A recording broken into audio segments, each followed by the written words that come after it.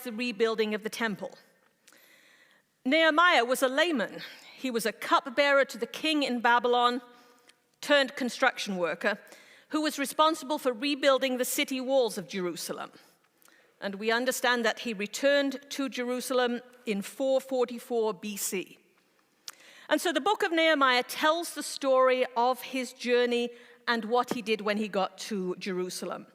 And so the first 7 chapters tell about the rebuilding of the wall, the news that he received that the city walls were in disrepair, about how he went to the king and asked permission, and how he got to Jerusalem, inspected the walls, recruited some helpers, despite opposition, and at the end of chapter 7, how they were able to complete the wall.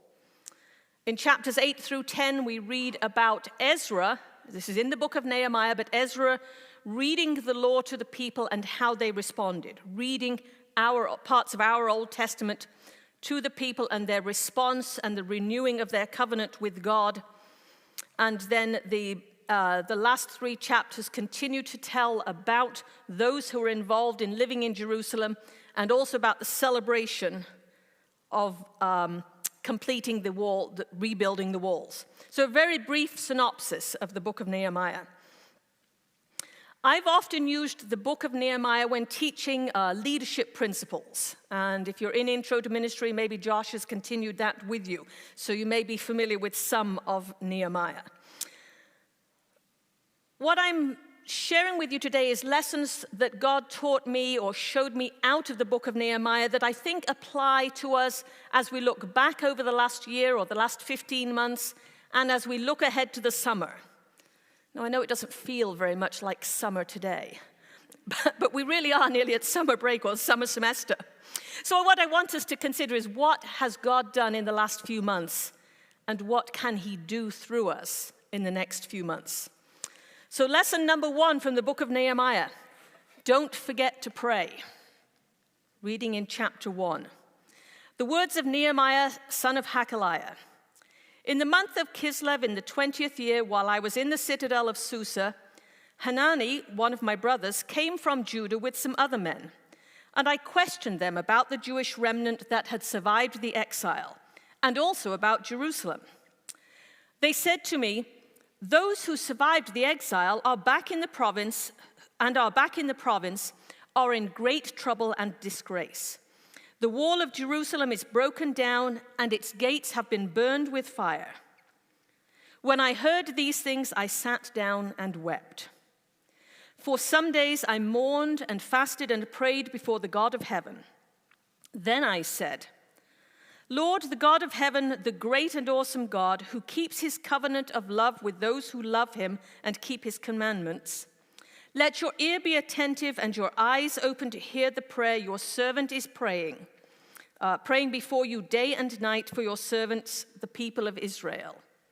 And then at the end of the prayer, verse 11, Lord, let your ear be attentive to the prayer of this your servant and to the prayer of your servants who delight in revering your name. Give your servant success today by granting him favor in the presence of this man being the king.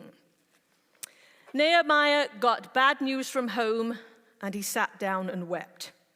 Probably something that we can all relate to. I didn't get bad news from home this morning, but I did have a bit of a meltdown. And on the way to work, God said, have you prayed? Because you notice Nehemiah sat down and wept and prayed. And he said, God, don't forget us. Now, theologically, we know that God doesn't forget us. You've only got to take BCB or Christian doctrine to know that God doesn't forget us. But I imagine there have been times this year when we felt that God has forgotten us. But Nehemiah prayed specifically, God, be with me today. I'm going to do this thing. Please be with me. So Nehemiah, we see this attitude of prayer. He weeps, but then right away, he goes to God. If we read down into chapter 2, we get to verse 4, he's gone to the king, and the king says, what is it you want? What do you want? And verse 4, part B says, then I prayed to the God of heaven. So Nehemiah has spent this time at home praying to God, this attitude of prayer, but then also that brief instant prayer right before he speaks, God help me. And if you read through the book of Nehemiah, you'll see several times where he goes to God in prayer.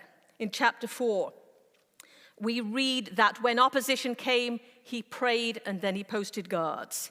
In chapter 6, with more opposition, he prayed for God's strength and God honored him.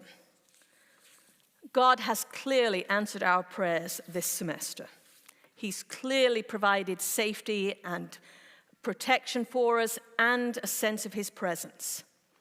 And so I'm reminding myself, as well as reminding you, let's not forget to pray. Let's live with an attitude of prayer so that when we stand before the king or the equivalent and we just utter that brief prayer, that it's part of an ongoing prayer. And so when the king says, what do you want? Nehemiah goes on and tells the king the problem, says, I want to go home. I want home to Jerusalem. I want to help rebuild my city. And the king is sympathetic and he gives him permission to return home. And Nehemiah asks for letters to the governors and that I get safe conduct. In our language, he asks for travel papers. He asks for a border letter and for a visa. And he gets them and he's allowed to travel home to Jerusalem. And he inspects the wall, finds out firsthand exactly what the situation is. And he rallies the people around him. And in chapter 2, verse 18, they say, let us start rebuilding. Which brings us to the second lesson. We are better together than on our own. In chapter 3, we read the number of people who were involved in this project. And Nehemiah lists person after person by name. If you're going to read a book out loud for other people, the book of Nehemiah isn't necessarily the one you want to read because of the names. We're going to read some excerpts. But chapter 3 lists the sections of the wall and who built them. And in fact, this is not the only time that Ezra and Nehemiah provide us with long lists of names, recognizing who was involved. In Ezra chapter 2 and chapter 8, Nehemiah chapter 3, 7, and 10, there are repeated lists of people. I'm going to read a very brief part of this to you because I want you to hear it. So chapter 3, verse 17. I think the names in this section are a little bit easier. Next to him, the repairs were made by the Levites under Rehum, son of Bani. Beside him, Ashabiah, ruler of half the district of Keilah, carried out repairs for his district. Next to him, the repairs were made by their fellow Levites, Binnui, son of Henadad, ruler of the other half district of Keilah. Next to him, Ezer, son of Jeshua, ruler of Mizpah, repaired another section, from a point facing the ascent to the armory as far as the angle of the wall. Next to him, Baruch, son of Zabbai, zealously repaired another section from the angle to the entrance of the house of Eliashib, the high priest. Next to him, Meremoth, son of Uriah, the son of Hakkoz, repaired another section from the entrance to Eliashib's house to the end of it. Did you hear, just in that brief section, the listing, this one repaired this part, and next to him, these repaired this part, and next to him. And we have here a careful accounting of the part of the wall that each one did. In that chapter, that phrase, next to him, is reported 26 times. Everyone had a role to play. And if one person or one group of people had not repaired their part of the wall, then the wall wouldn't have been complete. I was reminded of Paul writing in 1 Corinthians 3. Paul says, it's not about me or it's not about Apollos. We were all part of this. I planted the seed and Apollos watered it. If you don't plant the seed, it won't grow. If you don't water the seed, it won't grow. Paul's saying everybody is important. And we are all part of something. You know, I'm disappointed I couldn't come up here with a football or a rugby ball like Rod did. I forgot, I was sitting maybe a little bit in front of where Dr. Lennox is, and when Rod was getting to throw that ball, and I forgot that it was Rod throwing, not me. I was afraid he was going to hit me. But Rod was talking about sports and teams. And those of you who are athletes know that on a team, everybody is important. If you're a musician, if you're on chapel teams, everybody is important. And what we see out of chapter 3, second lesson from the book of Nehemiah, is that we are all important, that we are better together. The people couldn't have repaired the wall, an individual couldn't have repaired the wall on their own. But knowing that they were working next to somebody else and that they were part of something bigger helped them to get it done. Lesson 3 from Nehemiah is that the task is huge, though. Let me read a little bit from chapter 4. When Sanballat, now Sanballat is one of the leader of the opposition, heard that we were rebuilding the wall, he became angry and was greatly incensed. He ridiculed the Jews, and in the presence of his associates and the army of Samaria, he said, "What are those feeble Jews doing? Will they restore their wall? Will they offer sacrifices? Will they finish in a day? Can they bring the stones back to life from those heaps of rubble, burned as they are?" And verse 6, Nehemiah reminds us, "So we rebuilt the wall till all of it reached half its height, for the people worked with all their heart." I was reading online as I was preparing for this about some of the excavations that have been done in Jerusalem over the last 15 to 20 years. Nehemiah's record is so extensive that archaeologists can unearth a part of a house or part of the wall and say, this part was built by this person. Kind of cool. But I don't think as we read this, we always fully grasp the size of this project. And Pastor David Youth, as he was preaching, helped me to grasp this. This is not some cute little wall. This is not even the wall of the house or a wall of a residence. We are told that this wall was 10 feet wide. It's a little bit wider than this aisle, I think, maybe from Dr. Lennox to Eli. 10 feet wide. That's wider than any wall on any house, any wall in this building. We're told that it was 40 feet high. I think the peak of the roof is 40 feet high. So 10 feet wide, 40 feet high, 2.5 miles long, about from here to the Sussex Hospital or High School. This is not a little wall. This is not you building a decorative wall outside your house. This is a huge wall. It is a huge project. But we're told that the people worked with all their heart. It was a mindset, an attitude, a deep commitment, a determination to get this project done. If you do any studying in theology of work, you'll come to this passage. But this chapter shows us how they went about this huge task. They found ways to maximize the situation. In chapter 4, verse 10, we read how tired they were getting. There were times of discouragement, physical tiredness. I mean, imagine being the person that's working up on the top. I'm not going there. I'll work on the foundation. But they were physically tired, discouraged. It was too much work. I'm sure there were times when they said, we can't do it, or we can't do it by ourselves. But they learned that God was in control. Sanballat that I mentioned and others were doing everything they could to stop this job. But God was in control. Later in chapter 4, we read in verse 15, God had frustrated the plans of their enemies. And in verse 20, Nehemiah encourages the people, our God will fight for us. A huge task, but God was in control. This year, or the last 15 months, have felt like that huge task. So big, sometimes so overwhelming.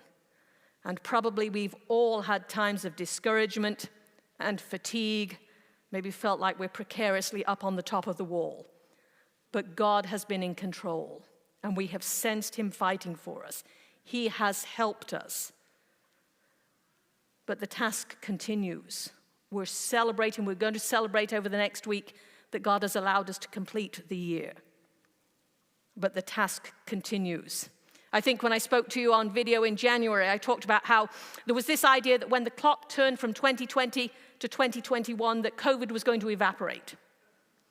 Just looking at you and your masks and so spread out, we know that didn't happen. And this summer will continue to be challenging. Even when we get through the year, we get through classes, we get through graduation, this summer is going to be challenging. The task will continue to seem to be huge. But God will still be in control. God will still be fighting for us. So lesson 3, the task is huge. Lesson 4, maybe equally overwhelming, there will be opposition. Let me read a couple of excerpts from you from throughout the book of Nehemiah. In chapter 2, verse 19. But when Sanballat the Horonite, Tobiah the Ammonite official, and Geshem the Arab heard about this plan to rebuild the wall, they mocked and ridiculed us. What is this you are doing? Are you rebelling against the king? And the section I just read.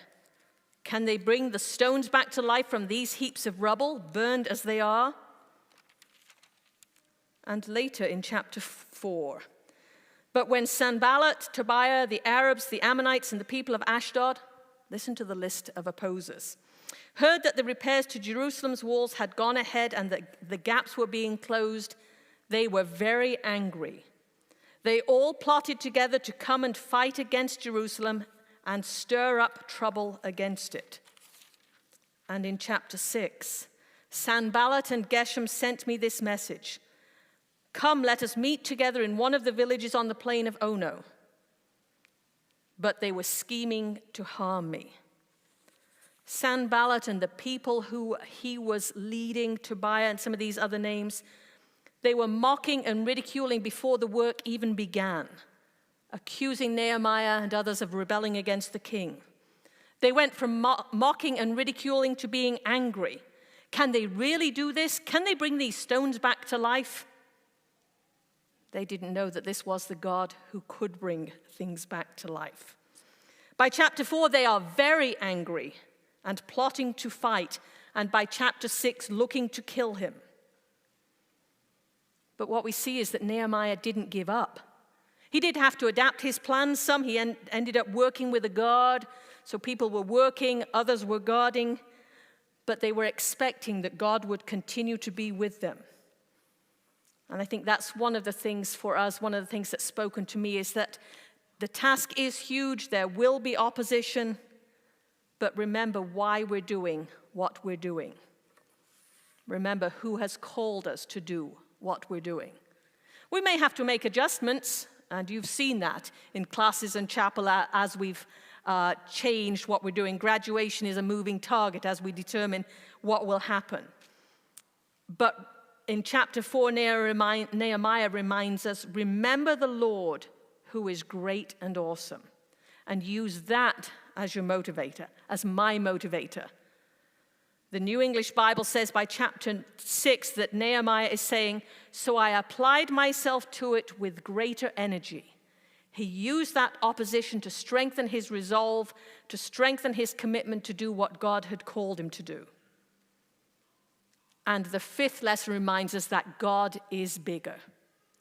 Despite the huge task, despite the opposition, God is bigger. Despite the challenges, the opposition, the discouragement. Chapter 6, verse 15. So the wall was completed on the 25th day of Elul in 52 days. Did you hear that?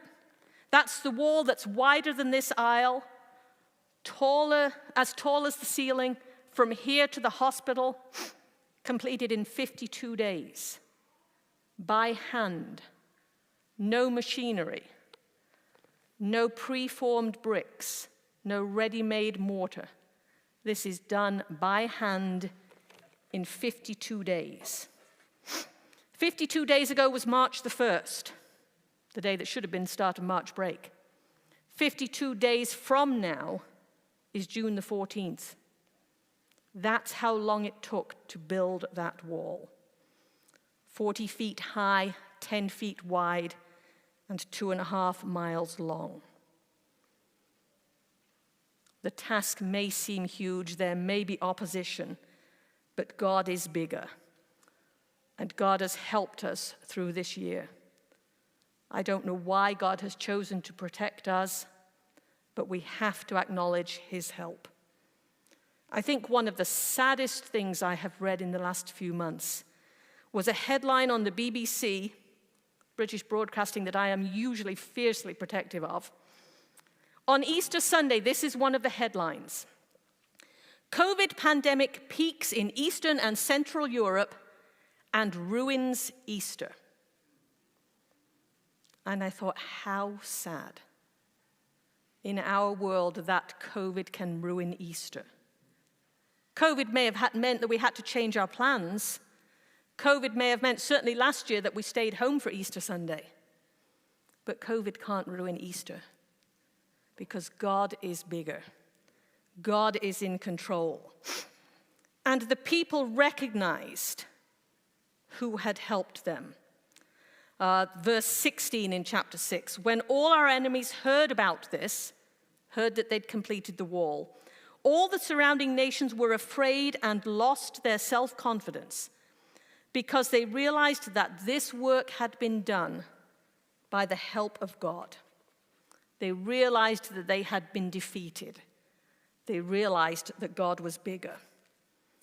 And so our reminder is that God is bigger, even when we're discouraged, even when we have that meltdown, even when we feel like we've got lots of work to do, even when we're not sure what summer will look like, even when we've got to isolate or quarantine for 2 weeks before we can do anything. God is still bigger. Rod talked to us the other day a little bit about it's how we view things, our perspective. And that's exactly what this is about. To acknowledge the discouragement, to acknowledge the size of the task, to acknowledge the opposition, but to remember that God is bigger. And because God is bigger and because God enabled Nehemiah and his peers to complete that wall, they were able to celebrate. Chapter 12, starting in verse 27, we read about the celebration and the dedication. Verse 27, at the dedication of the wall of Jerusalem, the Levites were sought out from where they lived and brought to Jerusalem to celebrate joyfully the dedication with songs of thanksgiving and with the music of cymbals, harps, and lyres. Or maybe in our language, drums and keyboards and guitars. And verse 43, and on that day they offered great sacrifices, rejoicing because God had given them great joy. The women and children also rejoiced. The sound of rejoicing in Jerusalem could be heard far away. They celebrated joyfully. They had a party. They recognized that God had helped them, and they needed to celebrate and praise him. And if we were to take the time to go on and read, we would read about how they formed 2 choirs. And Nehemiah led one choir, and they marched this way around the wall. And Ezra led the other choir, and they marched this way around the wall. And when they met on the other side, they had a great celebration because God had given them great joy. We're told it was so loud that people far away could hear them. I am reminded that we always have a reason to celebrate. Sometimes it's great big events like building walls, weddings, graduations, reunions, end of the year. But it's also the small things. Do you have something to celebrate today? Do I have something to celebrate today? Or am I more focused on what I can't do? That I've got to wear the mask, that I can't hug you when I congratulate you for completing the year, that I can't see my family. Do we focus on that so much that we forget to focus on God and to celebrate what we can focus? To get our eyes on God and to realize that he is with us in the midst of this, however difficult it is. And that we worship God because of who he is, not because of what he does. We really like what he does. We really like it when he blesses us. We really like it when we can see his hand at work, but we worship God because of who he is. I have to admit I have a pet peeve about one of the songs that we sing. We sing a song that says, he's good to me. Now, God is good to us, absolutely. But God's good whether I'm there or not. God is good, period. And if we don't have anything else to celebrate, that's a great thing to celebrate. And to remember that when we celebrate, people around us see it. Now, we may not have the music loud enough in the chapel very often so the people on the hill can hear us. But they see us around town, our families see us, and they need to see us celebrating.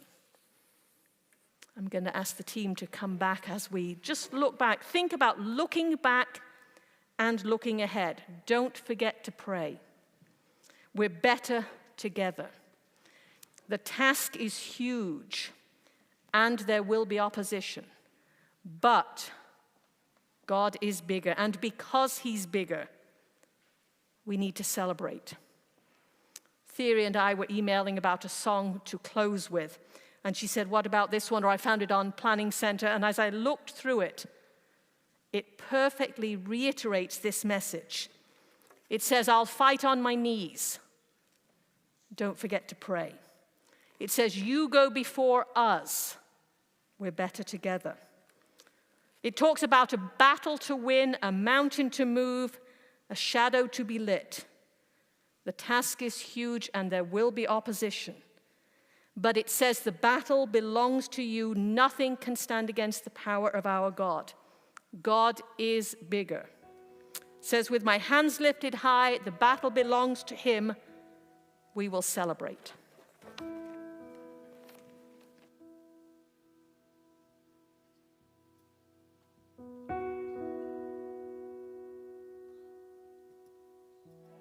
Come on, let's stand as we worship.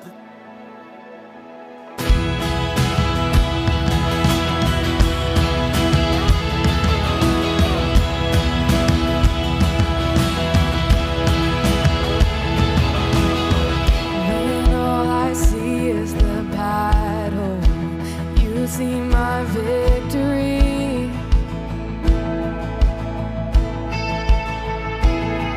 When all I see is a mountain, you see a mountain move.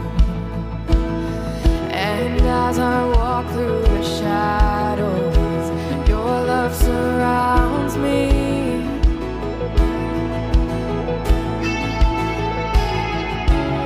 And there's nothing to fear now, for I am safe with you. So when I fight, I'll fight on my knees with my hands lifted high. Oh God, the battle belongs to you, and every fear I'll lay at your feet. I'll sing through the night. Oh God, the battle belongs to you.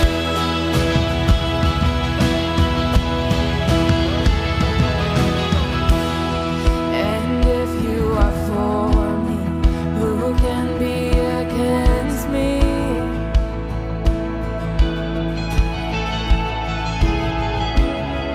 For Jesus, there's nothing impossible for me. When all I see are the ashes, you see my beauty.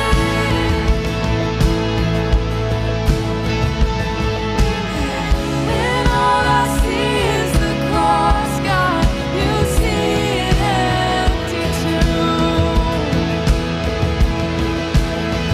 So when I fight, I'll fight on my knees with my hands lifted high.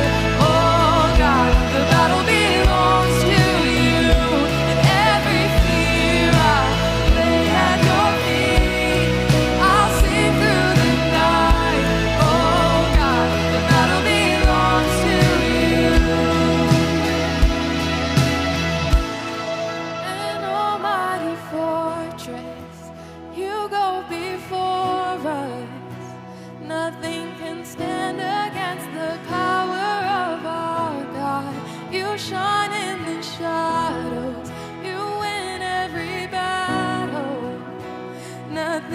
can stand against the power of our God. An almighty fortress, you go before us.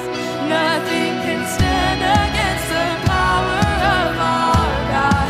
You shine in the shadows, you win every battle. Nothing can stand against the power of our God. An almighty fortress, you go before us. Nothing can stand against the power of our God.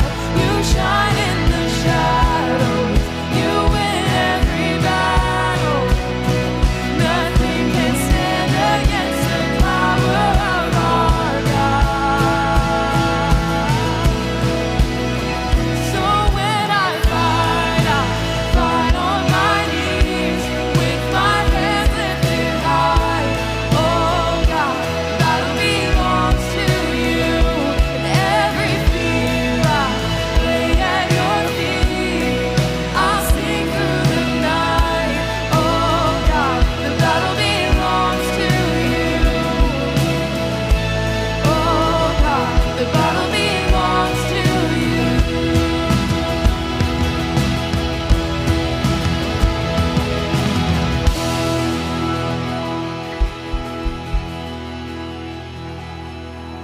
Amen.